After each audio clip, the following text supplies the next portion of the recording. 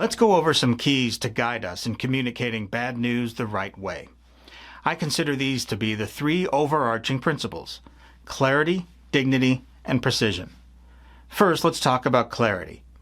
Many of us want to promise full transparency in our communications, especially when it comes to bad news. It's a good thought, but we can't really do that. We don't want to promise something we really can't deliver. There are just some things that need to be kept private, like personal employee information or company confidential information. But what we can do is provide clarity. That means giving as much information as we possibly can as soon as we are able to do it. We use clear, direct language that's free of jargon and cliches, and we get right to the point. We take time to explain complex concepts and the rationale behind key decisions. And we welcome reasonable questions and answer them as best and as clearly as we can. Now, pure clarity could come across as stilted or too matter-of-fact, which is why dignity is another important principle.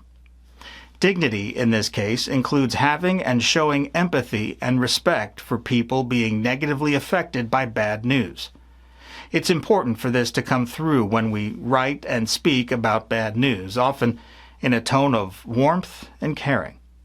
It's also about sensitivity to what people may be feeling and thinking as they hear bad news and begin to process change. In addition to the proper tone, be sure to include information about what the organization is doing to help ease any negative impact, like severance or outplacement assistance for laid-off employees. That kind of information demonstrates empathy and respect for the dignity of impacted employees. It seems like a good time to point out a potential pitfall. Many leaders and communicators feel compelled to issue an apology when communicating bad news. To appear empathetic, they feel it's necessary to apologize for the negative impacts the bad news is having on employees.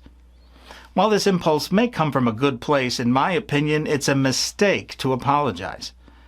Behind this bad news are responsible business decisions, and leaders should not have to apologize for those. Apologizing can also signal wavering or doubt, and that's no good in a situation like this. Now, this doesn't apply when the organization is at fault for something or there's wrongdoing involved. That's different. The point here is you can be clear and dignified and show empathy without apologizing.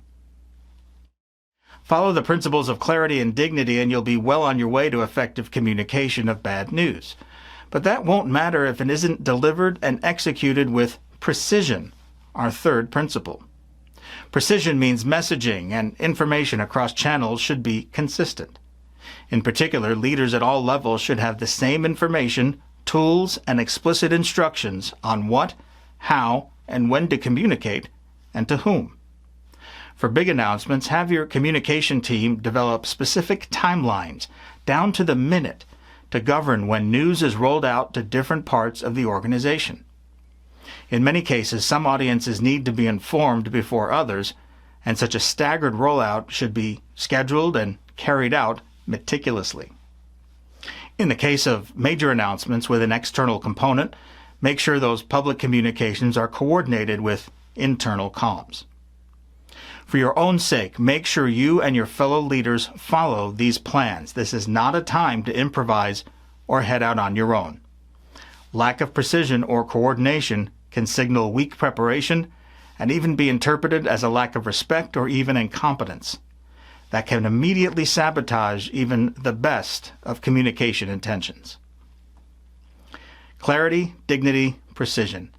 These three principles will guide you in communicating bad news the right way.